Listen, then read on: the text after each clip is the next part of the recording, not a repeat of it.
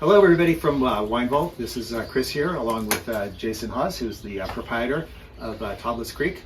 And the reason we're shooting this little introduction before Jason will get into his explanation and tour, talking about the various wines that we're going to be featuring for next weekend's takeout dinner, is because we're going to be featuring Tablas Creek on one of our upcoming tours in May and in June.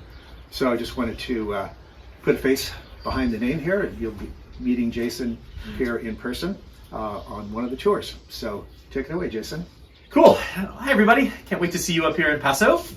We are at Tablas Creek, one of the pioneers of the California Rhone movement, co-founded by the Perrin family of Chateau de Beaucastel and Chateau Neuf du Pape and my family. And I thought this would be a good spot to give a little intro to who we are, because this is kind of our beginning. This is our grafting area. The first thing that we did at Tablas Creek when we bought this property in 1989 is import vine cuttings from France. We propagated vines of Grenache and Syrah and Mourvedre and Counoise and Roussanne and Marsanne and Viognier and Grenache Blanc, including a bunch of grape varieties that have never been used in America before.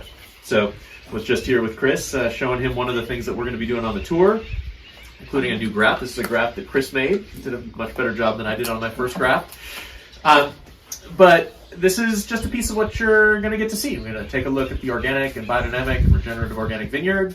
Look through the cellar, all the giant barrels that we have, because of the way that we make wine, and then finish with a great tasting. So can't wait to see you up here. Can't wait for the dinner. Me too. I can't wait either. Cheers, brother. Cheers. Cheers, everybody. See you soon. Hi, everyone. I am Jason Haas, second-generation proprietor here at Tablas Creek in Paso Robles, California. I'm excited to be joining you for your dinner with Wine Vault Bistro. I've done several of them over the years. They're always amazing. I can't wait to hear how it goes, and I'm jealous that you all are getting to enjoy this food and these pairings, and I am not yet. So I wanted to give you a little bit of our history and our background, and then I'm going to dive into the wines. But I wanted to start here out in the vineyard. You can probably see behind me our flock of sheep. Hopefully you'll even be able to hear them. That's a big piece of our story, but I'm getting ahead of myself. We are one of the pioneers of California's Rhone movement. We're co-founded by the Perrin family of Chateau de Beaucastel and my family. My dad was Robert Haas. He founded the import company Vineyard Brands. He was a wine importer back into the 1960s. The two families started working together as importer and producer, and then through their travels to California to promote their French wines, ended up convinced that it was really going to be a great spot to do riffs on the Chateau Neuf du Pape work that they knew and loved. So in 85, the two families put together a partnership with the families as equal partners, started looking, and in 89 bought 120 acres here in the hills west of Paso Robles. The property is 120 acres. We bought another parcel in 2011. That's another 150. So our full property is 270 acres. We imported cuttings of all of the principal Rhone varieties from Beaucastel, including this Mourvedre vine that I have behind me right here. This is our largest Mourvedre block. It's the largest Mourvedre vineyard in California. We've got almost 35 acres of Mourvedre in the ground. But that's not the only grape we brought in. We brought in everything from Roussanne, Marsanne, Viognier, Grenache Blanc on the whites to Mourvedre, Grenache, Syrah, Counoise on the reds, and we've continued to bring in new varieties ever since. We brought those vines into the country in 89, got them out in 92, built a grapevine nursery, and started propagating vine material. And we use those vines for ourselves, but also to sell to other growers around the West Coast.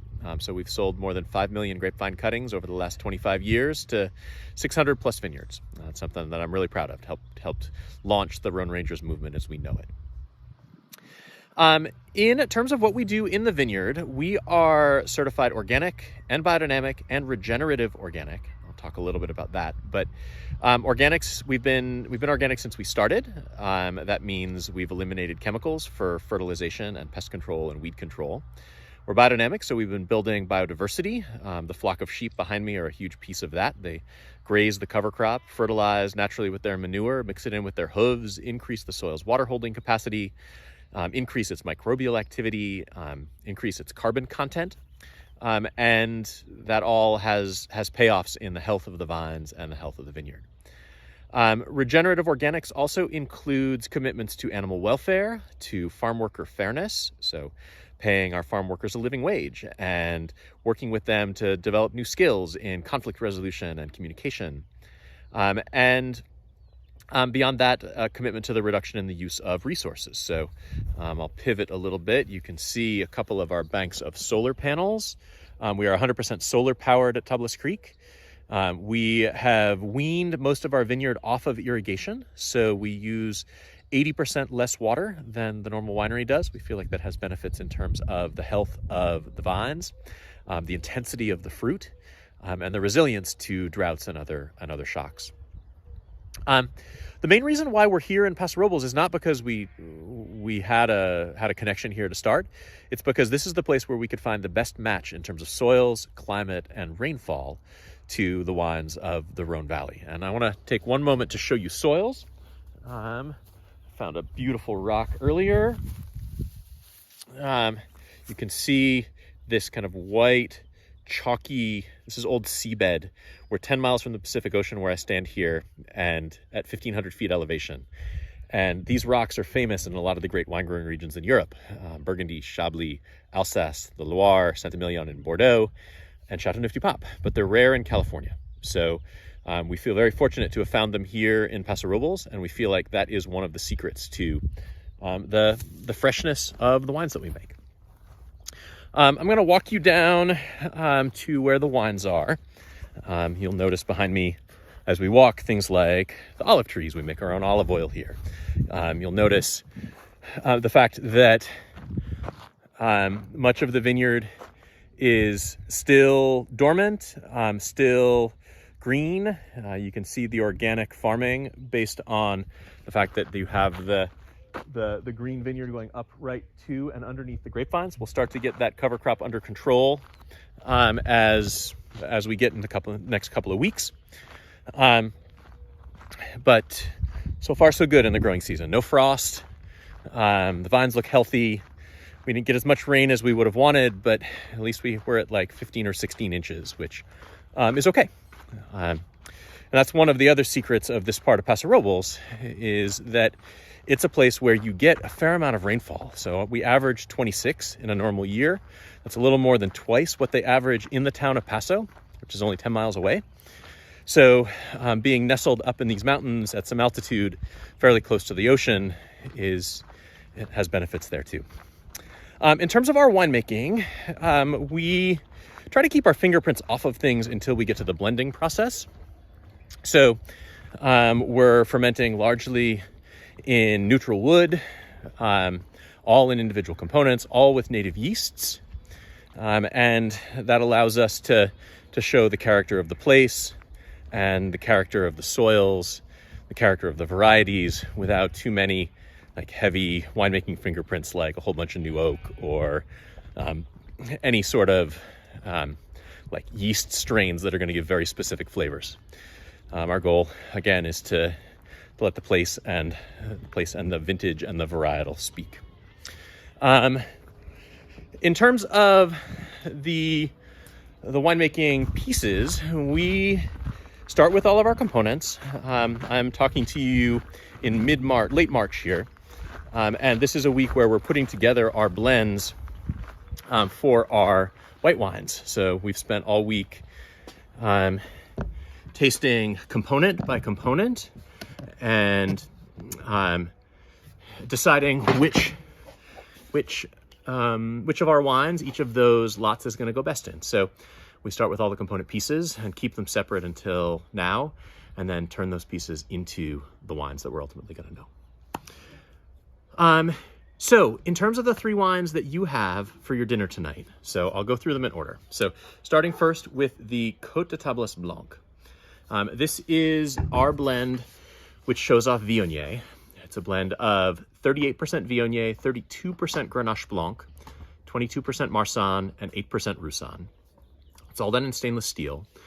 We're trying to play the lushness of Viognier off against the elegance and minerality of Marsanne, and give enough brightness from Grenache Blanc to keep the whole thing fresh, and then just a little bit of Roussanne for structure.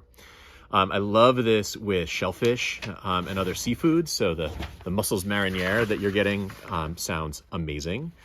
And then the coconut curry bisque should be a great pairing too. Curries are, they can be hard on a lot of wines, but Rhone whites are generally great with curries because they kind of float right over any spice that's there, and they have enough weight to stand up to them.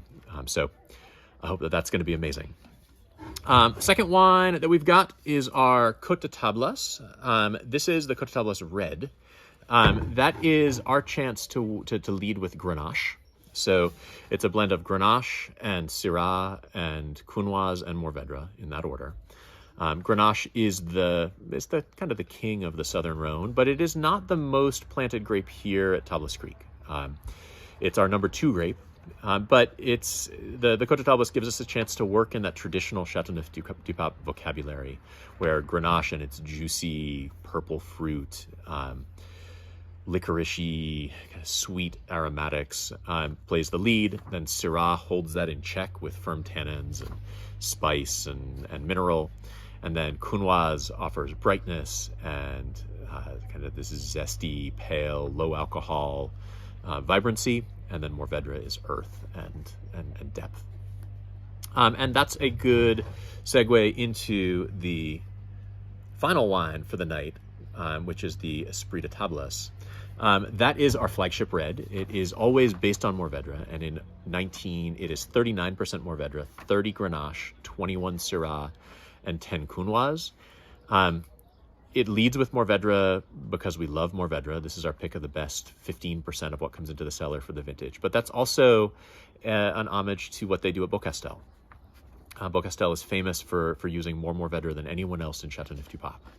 And that is historically a connection to the ancient history of Châteauneuf, where before phylloxera, it was the most widely planted grape there. And Jacques Perrin, when he regenerated the estate in the 1950s, brought that back as the lead. But more than that, it's for us a grape that brings a little bit of everything.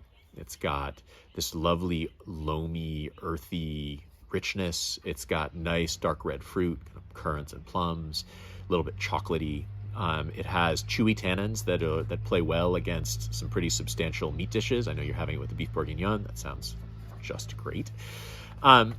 And then it ages beautifully. So this is a young wine. This is a 2019, but we do vertical tastings of this wine just about every year, and 20 years is not stretching it at all to have this wine go out. So as it ages, that kind of loamy earthiness becomes leathery and truffly and really magical. So that's the quick story of what we have at Tablas Creek. I know that this is going to be one of the stops that Chris is going to make with his group when they come up to Paso Robles. I hope that many of you will be on that trip, and I'll get to see you here and tell you the story in person. But meanwhile, I'm sorry I'm not there with you tonight, but I'm super excited for the menu. Can't wait to hear how it goes, and I hope you come and visit us when you next come to Paso Robles. So again, I've been Jason Haas, partner and general manager here at Tablas Creek, and I hope to see you soon.